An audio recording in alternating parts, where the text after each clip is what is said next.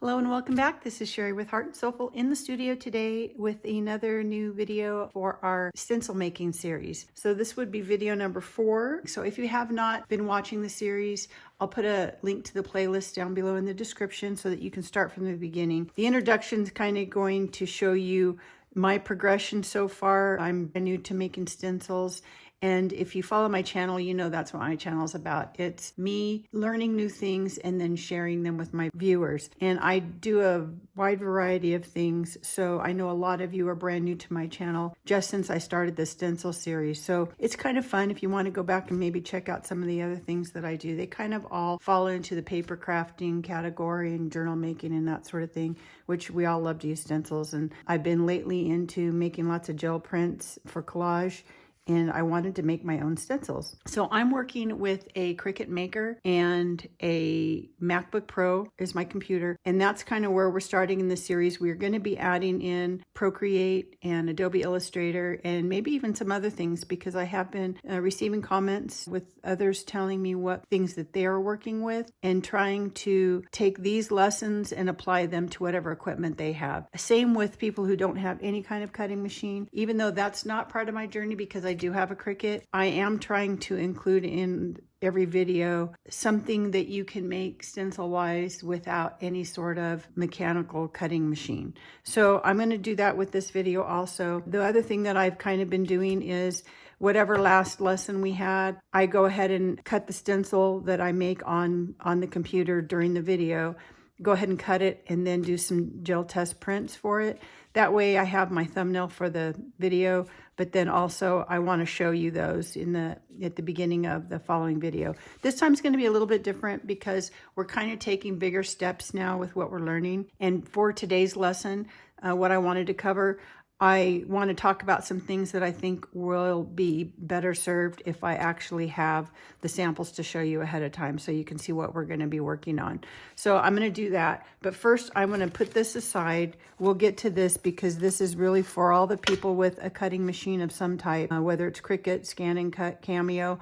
I have had a couple of people comment that that's what they're using. I don't know anything about those machines, but I'm really hoping that they continue to comment and let me know if the lessons that we're learning can be applied to other cutting machines as well.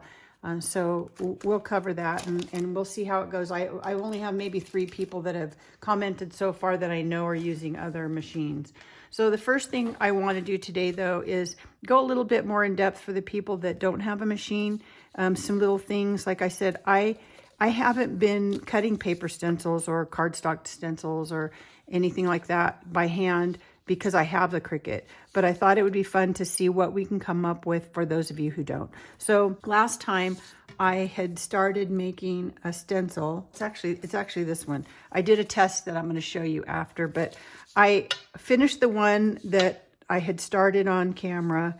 And as you can see, I was really just eyeballing everything. So when I did some of my marks, these here are all uneven because I didn't really measure anything out. I was kind of just all eyeballing it to finish up and see how it would work. As far as how I have all these things spaced in this part of the design, that came out great. You see, I did find my regular size hole punch and used some of that. I decided after I made this one, before I had tried it out or anything, I wanted to see if I could come up with an easier way to make everything more even. And as you can see, my pattern's a little bit different now, but this row is all even.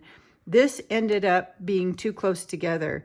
And that's one of the things I talked about in the last video, and I'm going to talk about it again, is scale and proportion. When you're doing these repeating patterns, whether you're using a Cricut or not, there's a visually pleasing sort of thing. And I know everybody's eye is going to see things differently, but it's kind of nice, depending on what you want to use your stencils for, to kind of look at the positive space, which is the stencil, this turquoise color. That's the material that we have as a stencil, and then the negative space, you know, what's being punched out. And this row it's nice and even, it's very balanced. You can see the relative space is good. These rows where I was using this tag punch, the top part of the tag punch, the way that I did it, I got them too close together and not enough space between my circles.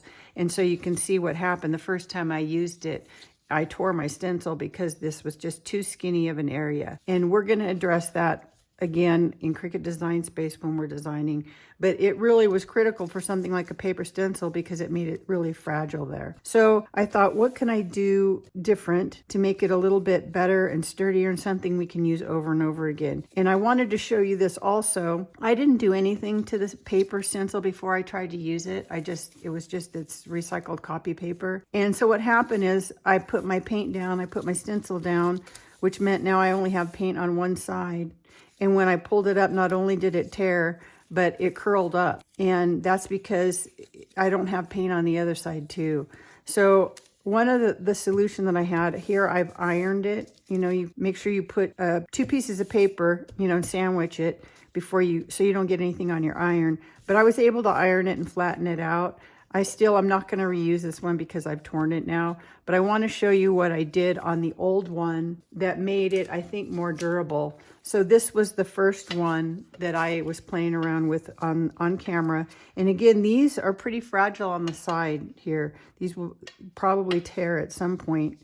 So what I decided to do was go ahead and use some gesso. And I just used this regular Liquitex gesso. And if you've ever looked up a recipe for gesso, it has PVA in it. So it's like a glue acrylic paint mixture. And it's used as a primer. So I thought, why not try to prime my paper stencil, get a few coats of paint on it because the acrylic paint has some plastic in it. And then that way, having a few coats might make my stencil a little bit more sturdy. And the more times I use it now, the better it's going to hold up. So I kind of recommend doing that before you even actually try to use your stencil. I did it on my gel plate just because it was easy to then get both sides. But I just took my gel plate and put gesso over the whole thing, laid down my stencil onto this very wet gessoed gel plate, and then used my brayer and rolled over this side too. Just get it on both sides, and then used my heat gun and just tried to gently, because it has the PVA in it, it'll bubble up. You don't want to use this too much, but I just enough to start to get it dry so I can get it off of my gel plate without tearing it. And I did a couple of coats on both sides with the gesso, and then I just went back and did it with a coat of acrylic paint on both sides. And then, you know, let it dry, and then sandwiched it between 2 pieces of paper and just ironed it flat again. So I'm thinking now, I haven't tried it out again yet because it's still kind of damp, but I'm thinking this will make my stencil sturdier. Okay, so I'm going to set that aside. Now, the other thing I wanted to share is how I went about trying to get my stencil a little bit more even and laid out. And I have a couple of ideas about that. So the first thing I did was I'm just taking my regular paper, and I don't even know what size this is. I think this is like more of an A4 size. But I'm just going to take my paper, fold it in half, again, making my creases. And I decided for how I'm going to do this, I want to go both directions so that I really have a good crease. And then I'm going to go in half again and go back the other direction. I found that when I was using my punches, if I didn't have these creases really good, they would kind of slide around a little bit, and then my pattern was a little off. And then I'm going to go one more time just to get my spacing again nice and full so that I don't have too wide of spaces between my punch outs. Okay, go back and forth. So this is one direction. And then I want to actually go the other direction because I want to be able to have a guide. And I mentioned in the last video maybe using graph paper because you would already have guidelines that you didn't need to draw on. But I don't want to, you know, I'm using recycled stuff right now. So, and I don't have any graph paper, but that would be another option. So you can do this again. I know I'm not doing this very even. Use your bone folder if you want and go back and forth. And you can maybe even go one more time just to get a nice grid. What happened when I did that, though, I'll have to tell you, is when I used this shape, I ended up centering it here, here, and here. And these two were too close. It's almost like I needed this in, you know, different increments. So that's when maybe a ruler kind of, you know, measuring maybe the size of a punch you're using, just to get them laid out a little bit better. The other thing that you can do is take another just piece. This is a little 110-pound cardstock, so it's a little heavier. It would make a nice pattern. And you can see on my tag shape, this is the one I used last time, is I went ahead with my Sharpie marker, just my little fine Sharpie. I made a line on both sides so that I would get it level. And then I did go and make a line in the center because it has an arrow here. But if I'm doing it from the bottom, I didn't have anything centered. So I went ahead and made those marks. So now they're there and I can use that. So you can also make a pattern before you even lay your design out. You can do it with all your shapes, or in this case, just maybe my biggest shape. And that way, you know, I can see that this is going to make it too skinny if I tried to center these. So I might want one here, and then I might take this edge and then center here, and that makes more sense. But you see that doesn't line up with my fold line at all. So that's when a ruler and a pencil come in handy to kind of get those laid out first. So I kind of start with my biggest shape first and then fill in with the smaller shapes. So for this one, you'll find if you do this, you can kind of make them like an accordion, because maybe I want one here and then maybe not here, but maybe here, alternating. So you can see if I folded this one this way and this one here, do it like an accordion, then I'm alternating my shapes. It doesn't work with all of them. You know, if you don't have a big enough punch, it's not going to work. But you can see I'm centered on that fold that I made, and I have my lines here.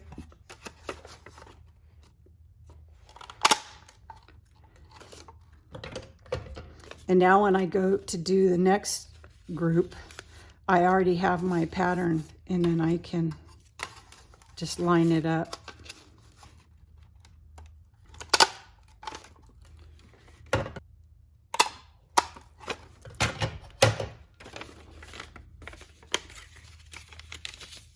Okay, you get the idea. Punch them through just maybe 1 or 2 pages at a time, and then you can get through that whole section. So then my next one, instead of following this line that's folded, I might go and actually measure with a ruler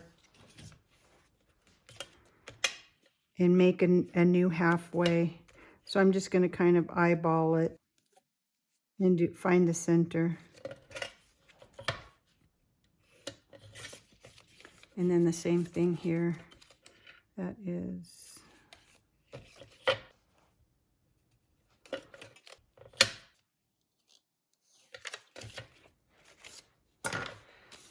Now I have a line and I can, you know, make the next row. So I'm not going to do this whole thing, but that gives you an idea that you sort of made a graph paper, and that way you can get everything kind of more even the way you want. And folding it like an accordion like this, you know, is an easier way to make a guide for yourself.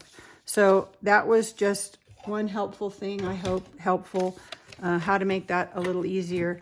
And then again, you know, once you get your stencil made, using gesso over both sides and some acrylic paint to get it a little sturdier before you really start using it. Okay, so for those of you using a cutting machine, which is what I'm doing, I'm using the Cricut Maker, of course, and this is the stencil that we made on camera last time, and I went ahead and cut it, and I wanted to do some gel print samples so that you can kind of see how, depending on what colors you use, how your stencil can look different, even though it's one stencil. So in this lesson, what we covered, we're kind of looking at the balance of your stencil as far as positive and negative space. And when we made this, I even made a correction as I was doing it because I could see I was not going to like how small these little triangles were. So that's sometimes you can see that visually before you cut a stencil. and sometimes you don't catch it until after. So what I recommend, and I'm starting to try to follow my own recommendation, is to, once you have your repeating pattern design, is to just cut a stencil that is maybe just this much of the pattern, a border, so that you can kind of see all the parts and pieces, and if these little spaces are going to be big enough. Otherwise, if they're too small, they're not going to matter. I could have as easily, because of the way this overlapped, had a little tiny spot here, and we covered that up. So in this lesson that we did, we learned how to use the subtract tool and the unite tool. And we're going to use those again today, but we're going to add another one in. And I kind of want to show you that in the examples that I went ahead and cut, because it's a little bit different. It's adding another tool in. So I wanted to have that to show before we start today. So we used the hexagon shape and the circle. So we were putting two different shapes together, but we just kept it one repeating pattern. And I would suggest when you're starting out making stencils, you play around with everything, obviously, but it's going to be easier, especially if you're using a different material than I have. And I'm going to try to remember to do this. I don't think I have done it in the previous one, so I'll go back and add it. But down in the description, I want to put the material that I'm using and the settings that I had to create in Cricut Design to cut my material. It took a lot of trial and error, and so rather than having you have to do that, of course, if you have a different machine, it might be different settings for you. But at least if you're using a Cricut Maker and you're using the same plastic product that I'm using, you'll have those, you'll be able to create that material in Cricut, and I'll show you how to do that again. I had a little glitch with it on mine, and so I want to kind of go over that part again also. So I would start out, kind of trying to make things with big open spaces and big wide stencil, just because until you get familiar with the material that you're going to use, if it's cardstock, it's going to be different, getting it off the mat without tearing it and that sort of thing. Until you get familiar with your settings for your material, I would do just a little sample, but also maybe keep your stencils not too finely detailed. Okay, so that's kind of how this one was. So I went ahead and did some prints. These kind of have the same color value. You can see two different colors. Actually, I did it over another little background. And this was the part that you just kind of put the paint down and then pull up. So I just did it on another piece of tissue paper. I'll do some gel print demos in different videos that can kind of show you the way that I do them. Again, this is kind of, again, similar color value, so there's not a lot of contrast. This one has high contrast, and I like to do samples of both because then you can kind of see how one stencil can have a completely different look depending on how much contrast you have in the colors that you choose. So this one lets you really kind of see that pattern. And again, this is just with still some contrast, but obviously not as much as that. And then this is with some metallics. So that's just kind of playing around. Once you make your stencil and play around, you can kind of see all that it can do for you. So this is the one we did last. And then this is what we're going to work on today. So I need two circles, I think. So today, when we get on the computer, we are going to be working with the Exclude tool also. And I wanted to kind of demonstrate what the difference is with these two circles. Once we get on the computer, they actually have little drawings next to the tool name. But even then, it took me a while to wrap my head around what each one did. Because I was just learning by playing around with them, not having watched any kind of tutorial. So I'm hoping that this will make it a little bit easier for you. It took me a little bit to wrap my head around it, like I said, so hopefully this will demonstrate it. If you're using the subtract tool like we did on the previous one, we were making kind of, I'll call them frames or donuts. So if you had, say this circle was a little bit smaller. I don't know if I have a smaller one here. Okay, this will be easier to demonstrate. Okay, if you have two, it could be the same shape, could be different shapes. But if you put one on top of the other, you select both of these and hit subtract, it's going to remove this circle from this piece and it's going to look like a donut. If you do the same thing in Exclude, you put this one on top of this one and you hit Exclude, it's going to take this circle out of the white one, and again, you have a donut. So if you're going to completely cover one shape with another shape, exclude is kind of pointless. You might as well do subtract. What exclude does is, say I have two circles or two different shapes, does not matter. What it's going to do is it's going to take out only the portion that overlaps each other. For example, I'm going to draw a line, and then I'm going to flip it over and draw a line. Again, this can work with the same shape or two different shapes. Now, if I take this out,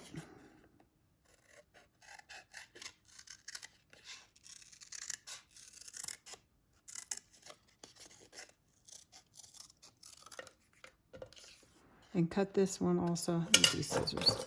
My curve is not very small.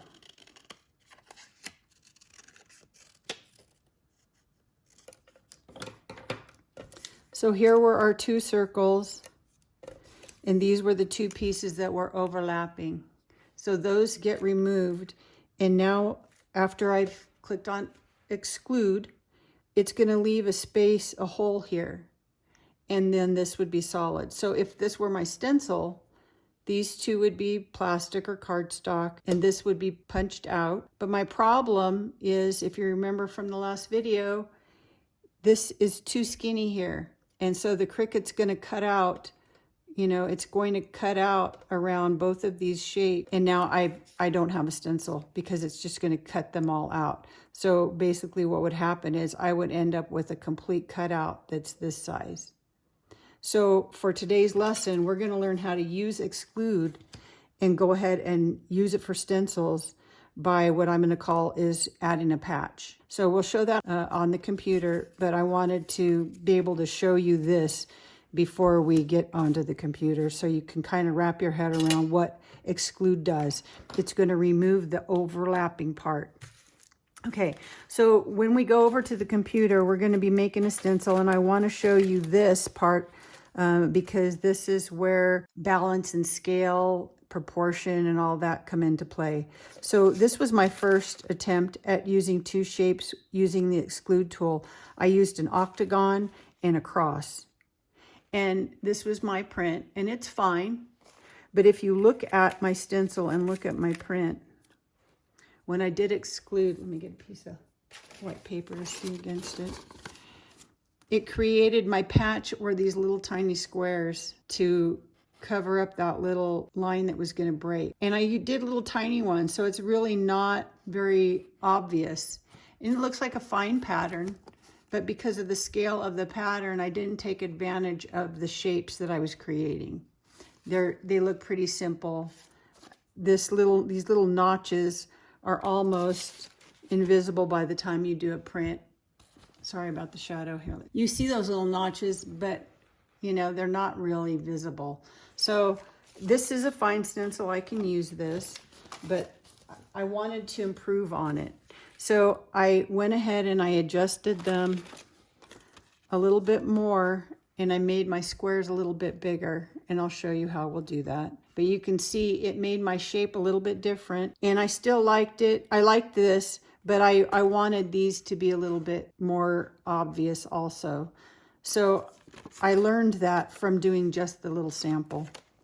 And then I adjusted it again, but I didn't do a test print because I knew I was doing it enough. So this is my next one. And so you can see how all the little notches are all more visible. And I like how that looks better. So this was just a difference, you know, of me kind of playing around with the same two shapes, but I wasn't as happy with this one, and I'm happier with this one.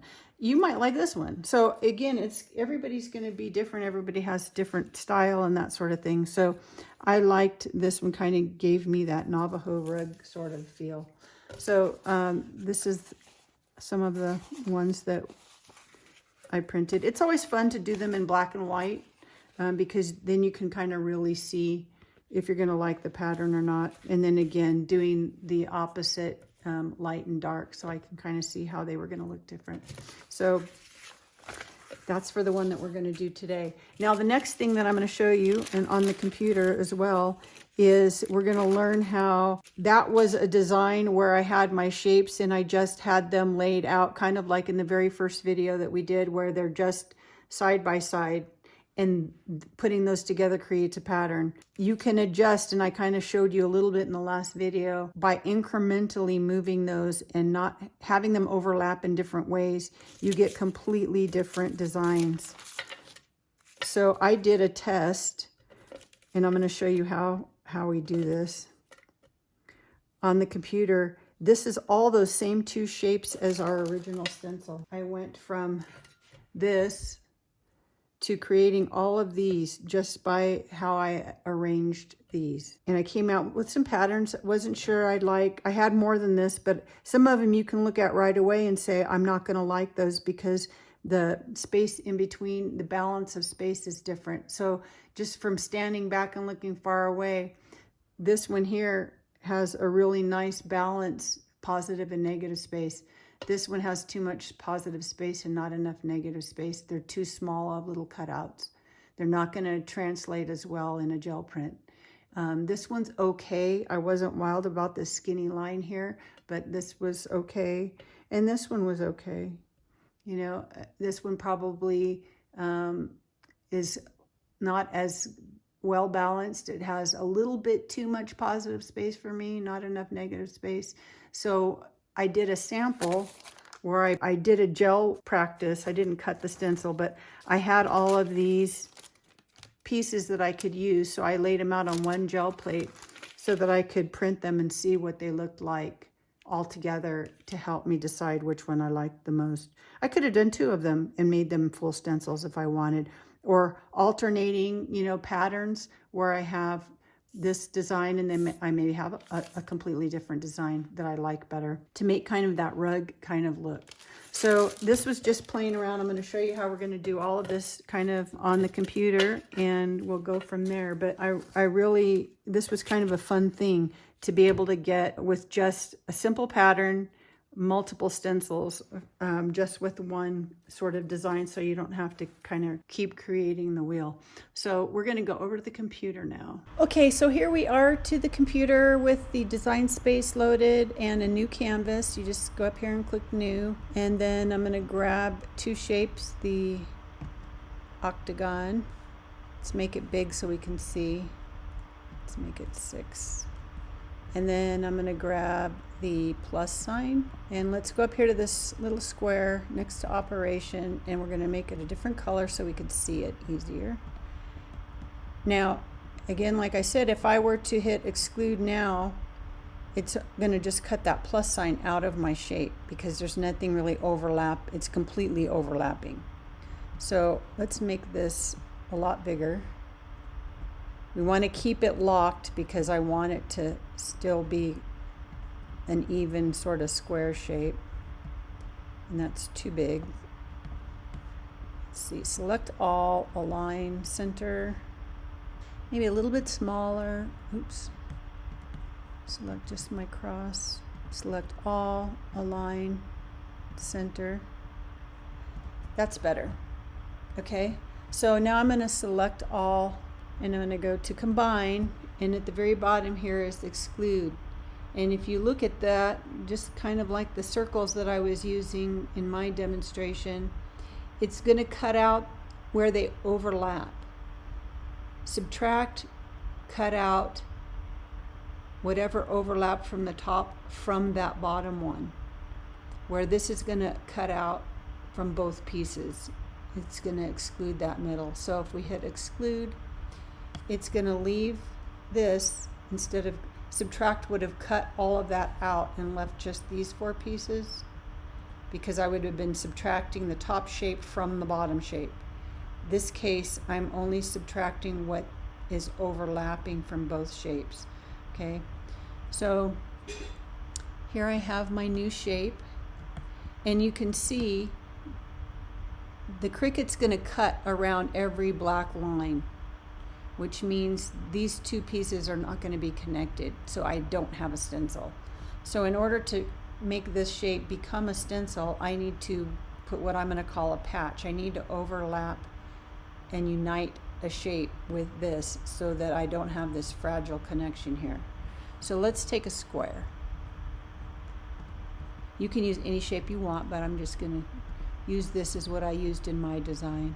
And let's make it 0.5 in size, just for fun. Now, let's make it bigger so you can see this. When you have a shape selected, you get this little crosshairs in the middle. I'm going to use that to just eyeball where I'm putting this shape. So let's go back and make it. Let's do the back arrow and make it that 1/2 inch size square. And I'm just going to use my up and down, right and left arrows because I can do it incrementally. And I'm just eyeballing this so that those crosshairs kind of meet in where this little fragile cross section is. Okay, that's my pat. So if you like where that is, maybe you want it to be a little bit bigger again so you have that contrast that we were lacking before. So let's make it 3/4. And again, I'm going to move it over with my arrows, just eyeballing it to there. Okay, I think that's going to be better. So now I need these squares on every one of these little places here, and I want them to be even, which is not always the easiest thing. So to do that, I'm going to select this one and I'm going to Command D duplicate it. And then I'm just going to kind of move it over here. I'm looking at my vertical line, and I do have it kind of where it needs to be. And then I'm going to select the other square, and I'm going to go up to Align, and I'm going to align them to the top. So it'll bring the bottom one up to the same line here. So now I know that these are both on the same horizontal line. And I already had adjusted this right-hand square to where I wanted it on this vertical line. So because I use the align feature instead of manually trying to move it and align them, I have a better chance of it all being even. So now I want to attach those two so I don't move them at all. Okay, so now I have these two. Now what I can do is I can duplicate those, Command D. Now if I put them down here and I get that crosshairs, the horizontal line right here, now I know that these are the distance I want them from the top squares, but I'm going to move them over with my arrow key. I don't want to change that up and down, you know, I want it to stay in that same position. I'm going to move it to the right a little bit, and then I'm going to grab the top one and I'm going to align them to the left. Because this one's the furthest over to the left, it's going to bring the bottom one over to the left. Align left, okay? So that's pretty good there. And then I'm going to go ahead and I'm going to attach those together. So now I have this grouping of 4 little squares. So now I just hit Command D. Now I can go up here to 90 and change the rotation to 90 degrees. And now it's going to be where I want it over these little fragile points. Now to get them there exactly, because I have this unit of 4 as a unit, this 4 squares is also a unit, and the entire excluded shape is a unit. I have 3 pieces basically. If I select all of those and align them to the center, it just centered everything up. So that is just, to me, the easiest way when you need to. We'll use this same kind of tool technique to create flowers later on, but it kind of was a baby step to show you how to do that, but then also put our patches where we need them, since we needed 8 patches. Okay, so now we have our shape. So that's our basic shape, and let's select all. Right now you see around all these little squares there are black lines. So if I were to just leave it and attach them, the Cricut would cut out all those black lines, and again, I would not have a stencil. So I want to select all, and I want to go down to Combine and Unite. And now remember, just like in the last video, it got rid of all those black lines. Everything's overlapping enough that that will be my stencil. Okay, so that's just one portion of my pattern. So I'm going to go back now and I'm going to make that be, let's call it, let's say 2.5, and see if that's a good size. We can adjust the size, you know, it could be 2, it could be whatever you want. If you wanted a really small, fine pattern, then you can make it 1 inch. The thing you have to remember is all those little notches are going to get cut out and they're really small. So it would be kind of like in my first stencil, that there wasn't enough contrast in my negative and positive space, and these notches weren't obvious enough, you know, by the time I actually was printing it on a gel plate. So I needed them to be more exaggerated. So this one's probably going to be better keeping it at maybe, you know, even a 3 inch or a 2.5. Let's try 2.5 and see how this works. So I have my shape. I'm going to Command D duplicate it. And I'm going to line it up. I need them to overlap. If I just, you know, butt it at 2.5 here, if I unite those, I'm going to still have that black line because they don't overlap. So let's just inch it over a little bit. So I did those maybe 3 clicks with my left arrow and moved it over. I could do more, but I kind of like the gap it made here. So let's leave that. Let's just duplicate this again, Command D, move it up to the top, butt it right up to the other one, and then do it 3 clicks, 1, 2, 3. And then let's do one more, Command D, all the way to the top, butt it to the other one. I'm looking at that, I have a little bit of a gap, 1, 2, 3. Okay, now what I'm going to do is select all, align, and distribute horizontally. Because I was just eyeballing these, this way it's going to make them at least even to each other. Okay, now what I can do is, I'm 10 inches, I'm way bigger than I want to be for my size this way. So what I can do is I can select all, unite these, combine, unite, and then if I want, I can go ahead and get to my 8 inches now, not worrying how tall it is. Okay, that at least gets me to what my design is going to look like in the end. And that way I can kind of look at all of these little connections here, these little notches that were made, and see if I like the size of those. And I think this could be okay. They could be bigger, they could be smaller, but I'm just, you know, this is just demonstration. So you'll play around with that until you get it how you like it. This is where I would maybe even cut this out and test it out on my gel plate to see if these notches were big enough. Okay, so let's see if we think they are in the end. We're going to go ahead and Command D and duplicate that. I'm going to go up here, same thing. I'm just going to get to where they're close, and then 1, 2, 3. Now they're overlapping a little bit. So you can see my shape, it's actually different than the design that I did previously. So it might not be exactly, that's a new design and I like it. So I'm gonna hit select all, Command D to duplicate it. And these are not attached to each other, but because they're selected, they'll stay that way until I deselect them. So I'm gonna go 1, 2, 3. So I know they overlap, and then I need one more row. Command D, and same thing. Okay, so I'm to my 10. I'm just about to my 10, which is nice.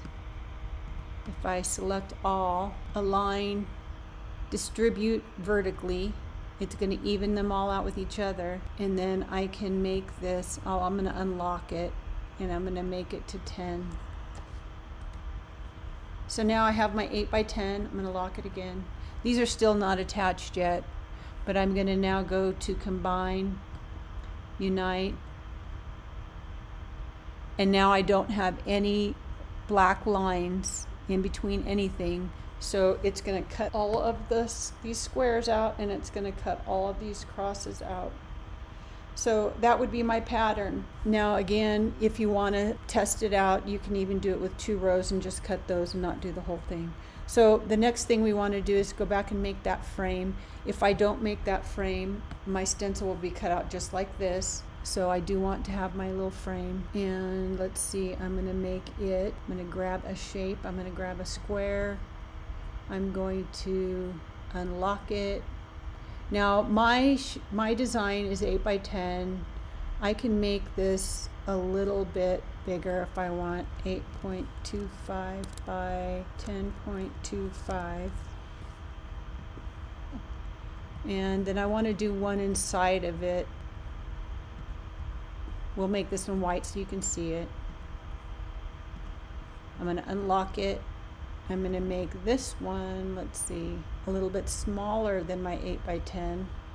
So I'm going to make this one 7.95 and 9.95. And you'll see why in just a second. I'm going to grab these two, align center, and combine, subtract. So now I have just a frame.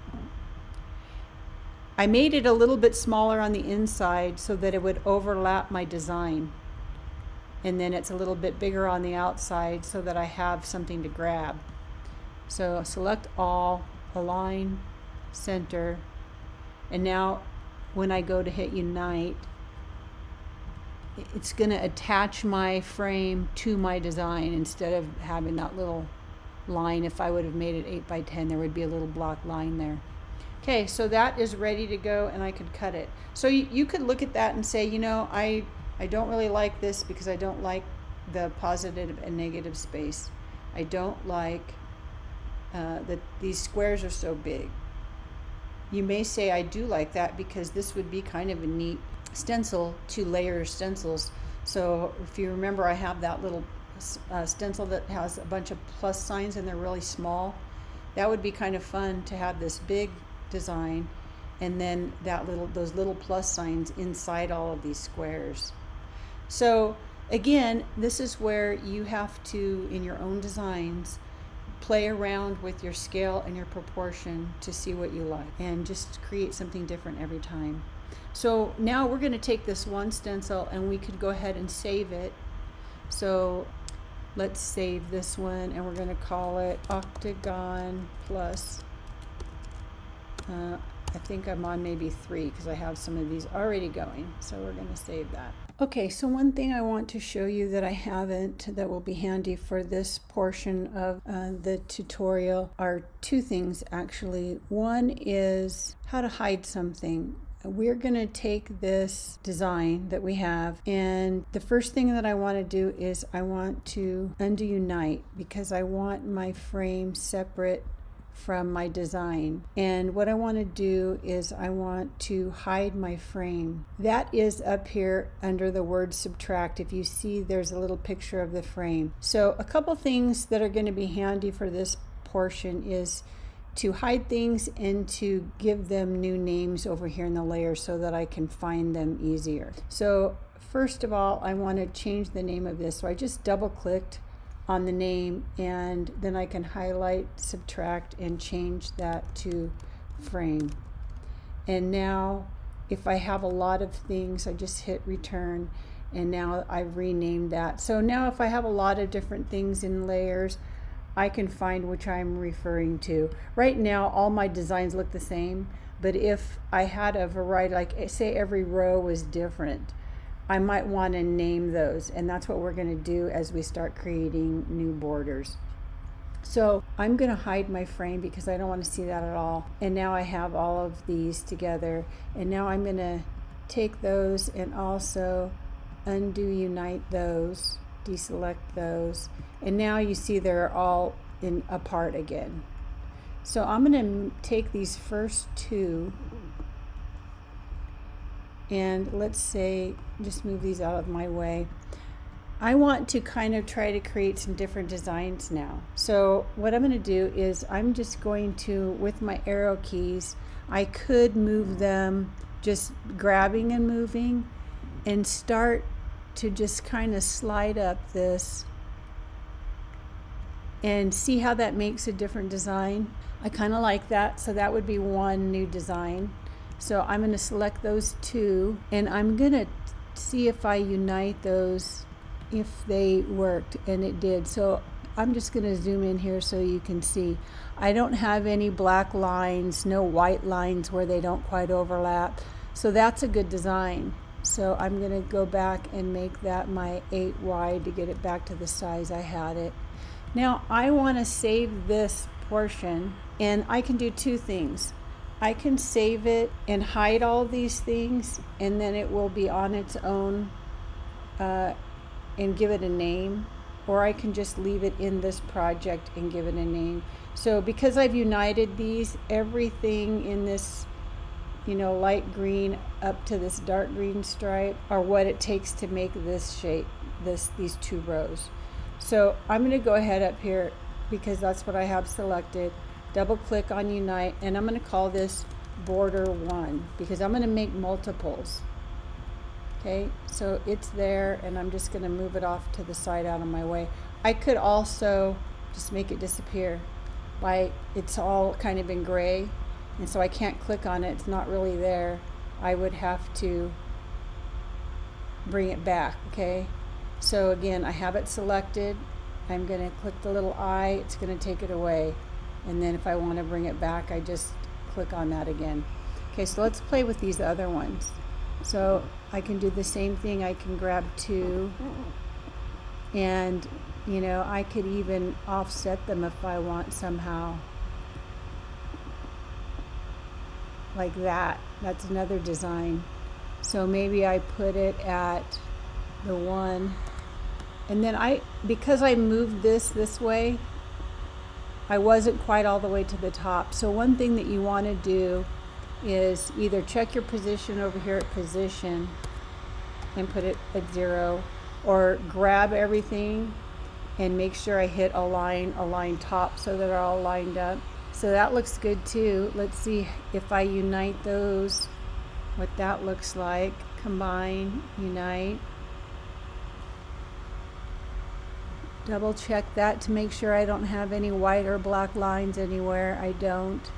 So I'm going to go back, and actually it's not going to be 8 because I've made it longer. So there's my second design. So I'm going to change the name here to border 2, and I can hide that if I want.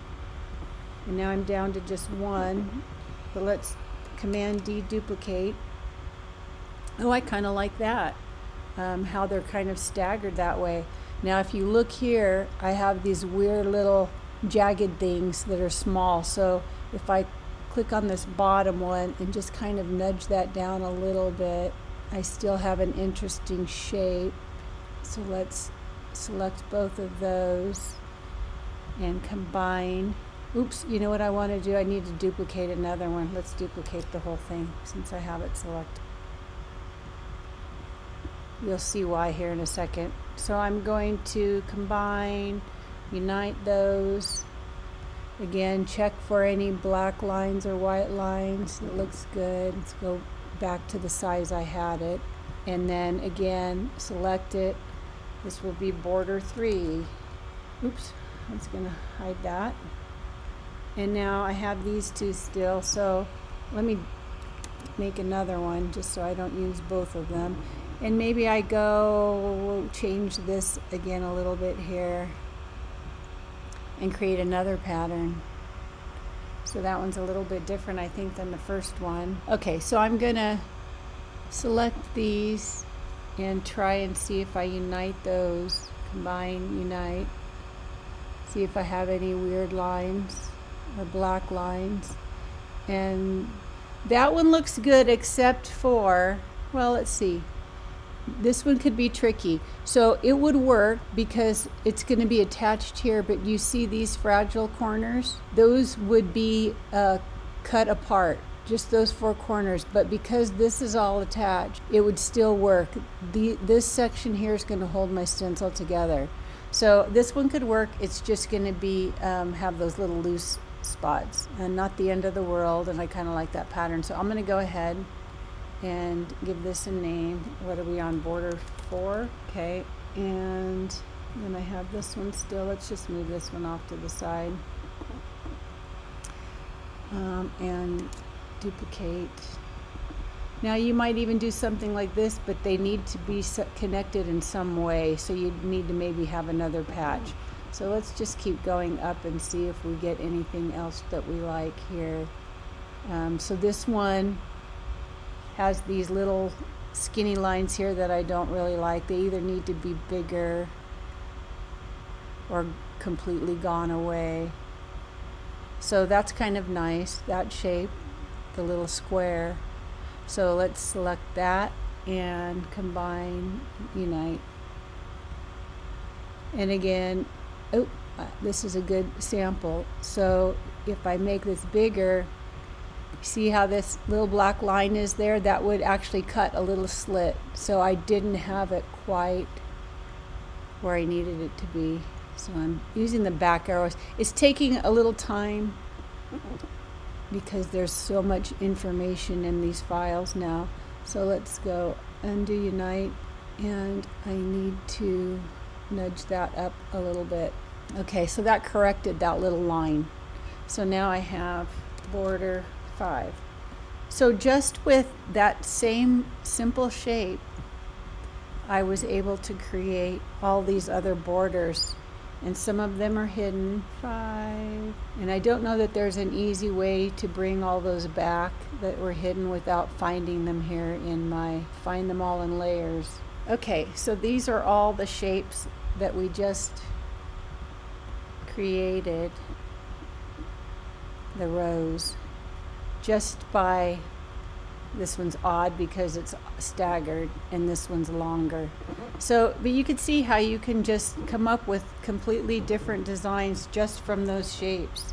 So what you could do, I haven't found a way to be able to like export these into a new project, which is kind of a pain. I wish I could find a way to do that. I've tried sharing it outside of Design Space, but what happens is I think it's the way that they keep control of their things. I've tried sharing it with the public, but then going back and finding it, I don't know how I do that in the thousands of images that are there. Images that you've uploaded from an external source, you can find again in your stuff, but I haven't found a way to take one element out of a project so that I can use it in a different project. The only way that I can figure around that is, like I showed, to hide each one. Hide all of them except for the one you want to work with. Do a new design, save it under a new name, and then go into it and get rid of all that hidden stuff. It sounds complicated, I know, but there's times where I kind of want to do that. So if I wanted to make a stencil of, say, all this design, I would have to hide all of these or delete them and then create a new one just with those. So I guess if you saved this file as kind of your draft and then create a stencil with just one of these designs and then go back to your draft and get rid of the other ones that you don't want. I know that sounds complicated, but some of you, I'm sure, understand what I mean. And maybe I'll show that in a different video how I would do that. So my main point this time was to show you those new things, the exclude, the how to name one of your layers, how to hide a layer, and so I think we've covered all that. The only other thing that I wanted to share and show is, again, if you are in needing to make a material. So we're going to ignore all this right now. I'm going to go to make it. We're going to ignore what it's wanting to make, and I'm going to go to continue. I had covered this a couple of videos ago, how to create your own material, and I was having trouble. And I actually sent a message to Cricut to see if there was a glitch. I haven't heard anything back, but I did play around with it some more. So when you want to set your material, you may be using, cardstock or something. I'm using Samsill craft plastic. And so I created my own material. I want to go over again how you do that because I did find one of the little places to plug in information that I thought I lost last time. So you're going to go up to browse all materials, and these are all the materials that Cricut offers, but I need to create my own. So I'm going to go over here to material settings, and that is going to give me all the settings in alphabetical order for every material that's in here. So I have my Samsill craft plastic in here, and there I am, and I have it set at 325. I'm going to write this down because I'm going to include it in my description. I have it at 325 pressure, and it's going to make 3 passes, and it's with a fine point blade. Now, last time when I was trying to do this, these buttons are covered up, which they still are, and this is how you can incrementally, you see I'm making it go up the number. I can go all the way to 350. This other one is under the cancel button, so it's kind of in my way, but that'll work. Where I was looking for the other place to change the number of passes is here. So off would be 1 pass, and I have it checked at 3 passes. And then this is where it lets you say what blade you want to use. Now, you can see here there's no knife blade. If you have something that you're not able to create anything, any kind of material that uses a knife blade, nor are you able to edit one that uses a knife blade. So if I go here, I'm going to cancel that because I don't want to change it. But if I were to find something that uses a knife blade like here, I can go to edit, but it doesn't let me edit. So those are just 2 things. You can't create or edit a knife blade, but those other 2 little arrows were where you need to plug these numbers in. So it's working fine. It was just kind of user error, I think. So here's where you would add a new material. You give it a name, demo, click on save, and then you see it's automatically scrolling me up to where my demo is. So this is my demo. It's set at 175. I can raise it up to, it's only letting me go to 315, but I can use, see, it's not letting me do it again. It's letting me go down, but is it letting me go past? Yes. So I'm just clicking on that little square to get up higher, and then again, click on that, and it'll let me set it however many times, and fine point blade, and then if I click on save, it's my demo. I had it at 334 for 5 times with a fine point blade. So I want to go and delete this one now because I don't really want it. So I'm going to, yes, delete my custom made material. So that's where you can add in your material, or say you're going to be using cardstock, but it's not cutting quite right for you. You can edit it or create a second cardstock with just your whatever weight you're using. So that is something that I just had wanted to readdress. And I think I've covered everything today. So I'm going to go back and play with those other ones that we started today. And hopefully you're learning more and more every video, and you can start, practicing and just kind of expanding what you're working on too. So until the next video, have a great rest of your day. Now go make something. Bye.